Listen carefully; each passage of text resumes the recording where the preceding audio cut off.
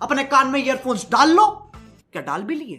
वह तेज हो रहा है। जय माताजी मारा भाईओ फरीથી એકવાર સ્વાગત છે આપણી YouTube ચેનલ HP ટેકનિકલની અંદર। આજના વિડિયોમાં હું તમારા માટે લઈને આવી છું ટ્રેન્ડિંગ ફોટો એડિટિંગ, જે તમે બિલકુલ ફ્રીમાં કરી શકો છો, જેમાં તમારે કોઈ પણ મટીરિયલની જરૂર પડવાની નથી। આ વિડિયો તમે પૂરો જોશો, તમારે બધું મટીરિયલ હું તમને અંદર પ્રોવાઈડ કરાવીશ। આપણે આ ફોટો એડિટિંગ કરવાનો છે PicsArt એપ્લિકેશનથી, બરાબર? તો PicsArt એપ્લિકેશન તમારી પાસે હોવી જરૂર છે। જો તમારી પાસે PicsArt એપ્લિકેશન ના હોય તો તમે મને કોમેન્ટ કરી જણાવજો, તો આપણે આપણી ટેલિગ્રામ ચેનલમાં PicsArt એપ્લિકેશનને અપલોડ કરી દઈશું, બરાબર? તો તમે સૌથી પહેલાં ડેમો વિડીયો જોઈ શકો છો। અહીંયા તમારા ફોટો દેખાતા હશે બે સાઈડની અંદર, તેવું આપણે અહીંયા તમને એડિટિંગ કરીને શીખવાડવાના છીએ।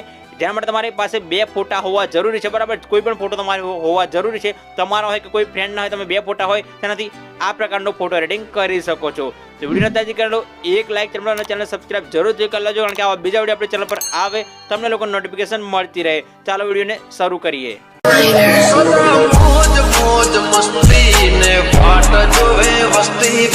સૌથી પહેલા આપણે PicsArt એપ્લિકેશન ઓપન કરશું, તમને કંઈક આ રીતે ઇન્ટરફેસ જોવા મળશે। હવે સિમ્પલી તમારે એક ઓપ્શન જોવા મળશે, પહેલા નંબરનું એડિટ ફોટો, તેના પર તમારે ક્લિક કરવાનું રહેશે।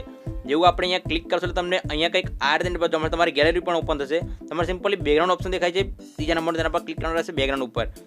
આ રીતે જેવું ક્લિક કરશો હવે તમારે વ્હાઇટ બેકગ્રાઉન્ડ સિલેક્ટ કરવાનું રહેશે, બરાબર? તો આપણે અહીંયાથી વ્હાઇટ બેકગ્રાઉન્ડ દેખાય છે તમને ત્રીજા નંબરનું, તેને સિલેક્ટ કરશું કંઈક આ રીતે। સિલેક્ટ કરશો એટલે આપણે કંઈક આ રીતે બનશે, બરાબર? હવે તમારે શું કરવાનું છે હું તમને કહી દઉં। સિમ્પલી તમારે જવાનું છે અહીંયાથી ક્રોપ વાળો ઓપ્શન જે ટૂલ્સ દેખાય છે, બરાબર? તમે સિમ્પલી તેના ઉપર ક્લિક કરશો એકવાર એટલે આ રીતે ઇન્ટરફેસ જોવા મળશે। હવે તમારે અહીંયા એક ઓપ્શન જોવા મળશે ક્રોપ વાળું, તેના પર તમારે સિલેક્ટ કરવાનું રહેશે। આપણે જેવું સિલેક્ટ કરશો એટલે આ રીતે ઇન્ટરફેસ જોવા મળશે। હવે તમને ઉપર સાઇઝ જોવા મળશે આ વાળી, બરાબર? તો તમારે સિમ્પલી સાઇઝ ઉપર ક્લિક કરવાનું રહેશે। જેવું આપણે સાઇઝ ઉપર ક્લિક કરશું કંઈક આ રીતે ઇન્ટરફેસ જોવા મળશે। હવે તમારે પેનલ ઓપ્શન છે અને બીજો ઓપ્શન છે, તમારે સિમ્પલી તેમાં તમારે જે હું બતાડું તે તમારે ટાઈપિંગ કરવાનું રહેશે। સિમ્પલ તમારે પહેલા નંબર ઓપ્શન દેખાય છે તેના પર ટાઈપિંગ કરવાનું રહેશે અહીંયાથી 1080, અને જે બીજું તેના પર ટાઈપિંગ કરવાનું રહેશે તમારે 23 અને 40, અને સિમ્પલી તમારે ઓકે ઉપર ક્લિક કરવાનું રહેશે। તમારે સિમ્પલી આ સાઇઝ બનશે અને તમારે રાઇટ ઉપર ક્લિક કરશો એટલે કંઈક આ રીતે બની જશે, બરાબર? હવે આપણે સિમ્પલ અહીંયાથી એક ફોટો એડ કરશું। કેવી રીતે? ફોટો સિમ્પલી સાઈડમાં આવવાનું છે, કંઈક આ રીતે સ્ક્રોલ કરતું આ રીતે સ્ક્રોલ કરવાનું છે, સાઈડમાં આવવાનું છે, અને તમારે સિમ્પલી એક ઓપ્શન જોવા મળશે, અહીંયા જોઈ શકો છો શેપ વાળો ઓપ્શન, તેના પર તમારે સિમ્પલી ક્લિક કરવાનું રહેશે। ક્લિક કરશો તમારે એક શેપ આવશે। હવે સિમ્પલી તમારે એક આઉટલાઇન શેપ દેખાય છે તેના પર સિલેક્ટ કરવાનું રહેશે। સિમ્પલી આપણે આઉટલાઇન શેપ પર સિલેક્ટ કરશું અને શેપને અહીંયાથી પકડવાનું છે આ રીતે, બરાબર? તમે શેપને પકડીને આ રીતે ખેંચવાનું રહેશે। તમે એક આંગળીથી પણ ખેંચી શકો છો, બરાબર? આ શેપને તમે ખેંચી શકો છો। સિમ્પલી આપણે આ રીતે ખેંચી લઈએ છીએ, જોઈ શકો તમારે સિમ્પલી દેખાતું હશે, બરાબર? તો આ રીતે આપણે શેપને ખેંચી થોડું આને નાનું કરી દઈશું તો તમને દેખાય સારું। હવે આ રીતે આપણે શેપ બનાવી દઈશું, પછી રાઇટ પર ક્લિક કરશું, બરાબર? એટલે આપણું આ બેકગ્રાઉન્ડ બની ગયું છે।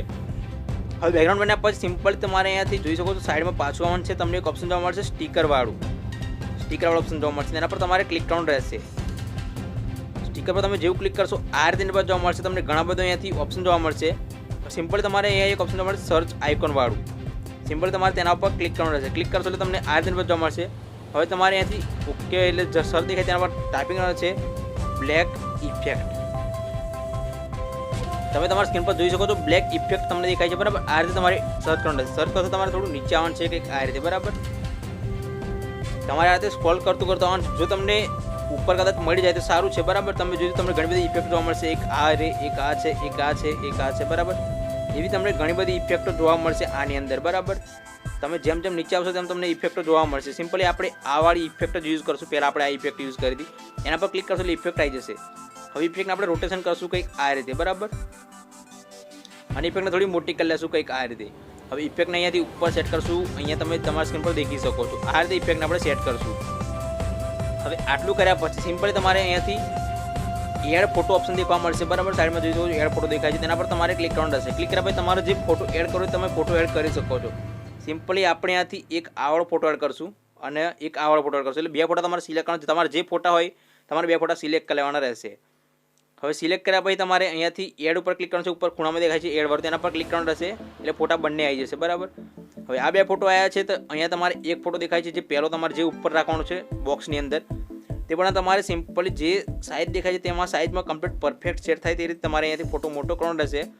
ફોટો આ રીતે મોટો કર્યા પછી તમારે સિમ્પલી અહીંયાથી નીચે ઓપ્શન જોવા મળશે ઘણા બધા, તેમાં તમારે થોડું સ્ક્રોલ ડાઉન કરતું જવાનું છે કંઈક આ રીતે।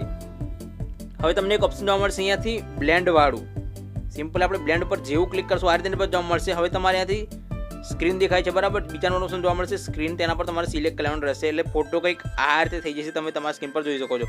હવે ફોટાને તમે અહીંયાથી પણ નાનો મોટો કરી શકો છો, તમારે નાનો મોટો ફોટો કરવો હોય તો.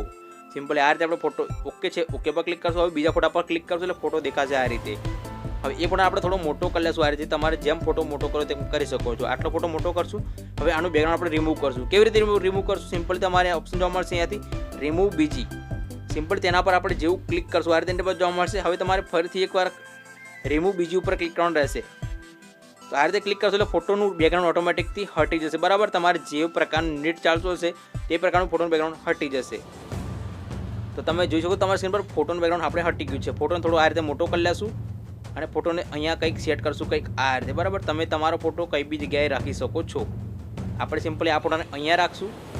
હવે આ ફોટો એવું લાગે છે કે ફેક ફોટો હોય એવું લાગે છે બરાબર. સિમ્પલી આપણે ફરીથી અહીંયાથી પાછા આવશું, એટલે ગમે ત્યાં ક્લિક કરી લો, પાછા આવો અને સિમ્પલી તમારે સ્ટીકરવાળો ઓપ્શન જોવા મળશે, તેના પર તમારે સિમ્પલી ક્લિક કરવાનું છે, જેમ આપણે પહેલાં ફોટો એક એડ કર્યો હતો તે પ્રમાણે.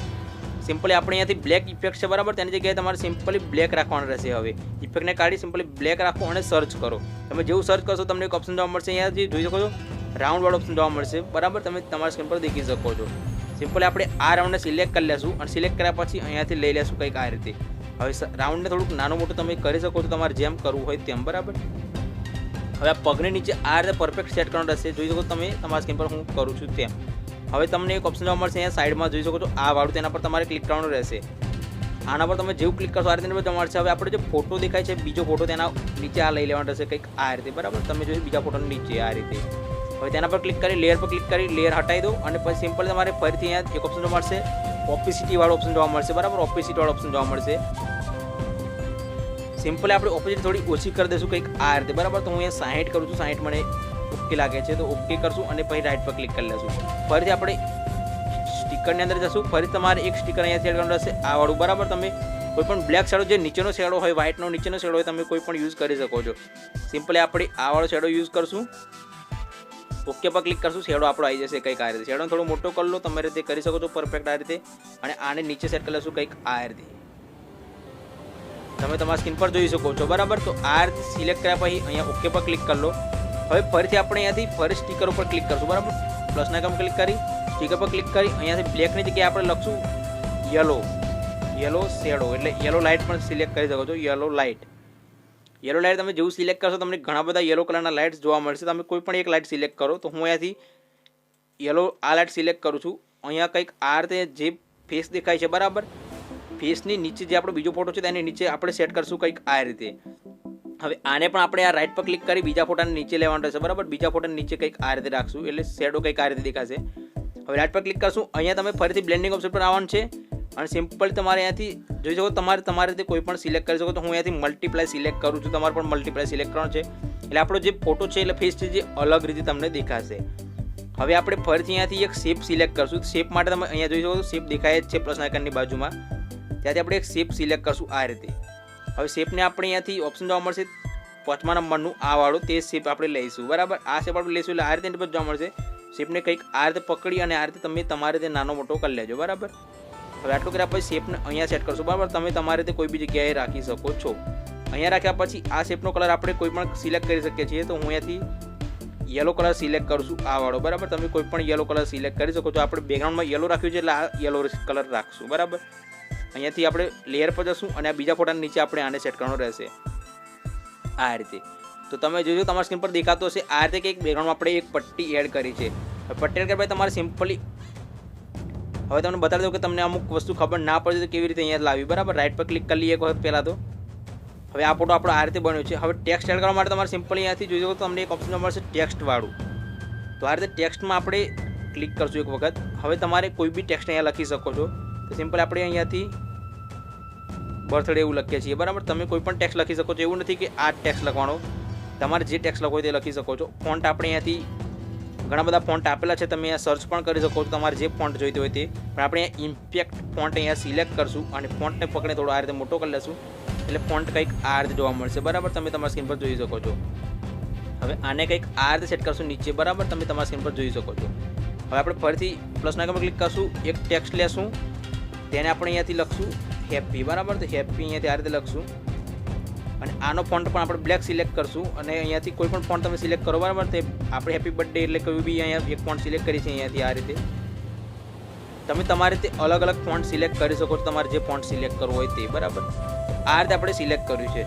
હવે અહીંયા આપણે જે બરાબર જે નામ છે તે લખવાનું રહેશે. તો ફરીથી આપણે અહીંયાથી ટેક્સ્ટ ઉપર જશું અને તમે કોઈ પણ નામ અહીંયા લખી શકો છો, જે પણ નામ હોય તે તમે લખી શકો છો. તો હું અહીંયાથી ખાલી કોઈ બી નામ લખી શકું છું બરાબર, કે કોઈ બી નામ આપણે લખી લઈએ આ રીતે.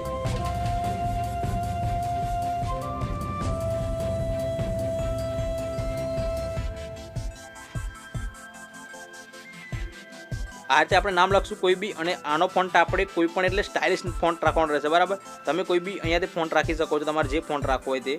અને આપણે અહીંયા નીચે સેટ કરશું કંઈક આ રીતે બરાબર. એટલે બહુ નીચે રાખવાનું છે આ ફોન્ટને, કારણ કે આપણે થોડુંક અહીંયાથી એડિટિંગ કરશું. આ ફોન્ટને આપણે આ રીતે નીચે રાખશું બરાબર. અને જે કલર છે તેનો આપણે કોઈ પણ સિલેક્ટ કરી એટલે બદલી શકીએ છીએ આનો. તો એ ડ્રેસ મેચઅપનો કોઈ બી કલર સિલેક્ટ કરી અહીંયાથી આ ફોન્ટનો કલર રાખી દઉં છું કંઈક આ રીતે. હવે ફરીથી આપણે આ સ્ટીકરની ઉપર જશું અને અહીંયાથી સિમ્પલી તમારે સર્ચ કરવાનું રહેશે હવે ફ્લાવર. સિમ્પલી આપણે અહીંયા ટાઈપિંગ કરશું ફ્લાવર બરાબર. તો ફ્લાવર એવું ટાઈપિંગ કરશું અને સર્ચ કરશું. હવે તમને ઘણા બધા ફ્લાવર જોવા મળશે, તમે કોઈ પણ ફ્લાવર સિલેક્ટ કરી શકો છો. તો આપણે એક ફ્લાવર અહીંયા સિલેક્ટ કરશું આ વાળું અને આને આપણે જે હેપી બર્થડે લખ્યું છે તેની નીચે આપણે આને સેટ કરશું કંઈક આ રીતે બરાબર. તમે તમારા સ્ક્રીન પર જોઈ શકો છો આ રીતે. અને આને થોડું નાનું કરી લેશું.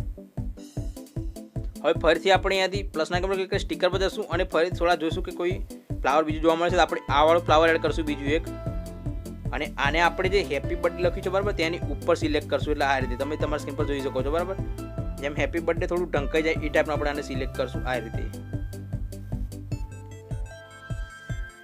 તો આપણો ફોટો અહીંયા એડિટિંગ થઈ ગયો છે. રાઈટ પર ક્લિક કરી લેશું એટલે બધું ક્લિયર થઈ દેખાય છે બરાબર. તો આ ફોટો આપણો એડિટિંગ થઈ ગયો છે બરાબર. તમે તમારા સ્ક્રીન પર જોઈ શકો છો. હવે આપણે આ ફોટાને સેવ કરવા માટે તમને ઓપ્શન મળશે ડાઉનલોડ વાળું આઇકન બરાબર. તમે તેના પર જેવું ક્લિક કરશો, એક વખત ક્લિક કરશો, થોડી વાર રાહ જોવાની રહેશે બરાબર. અને ઓટોમેટિકલી તમારે ડાઉનલોડ થઈ જશે તમારી ગેલેરીની અંદર ફોટો. હવે આપણે ક્લોઝ કરી લઈએ બરાબર. તો આ વિડીયો કેવો લાગ્યો છે કોમેન્ટ કરી કોમેન્ટ બોક્સમાં જરૂરથી બતાવજો.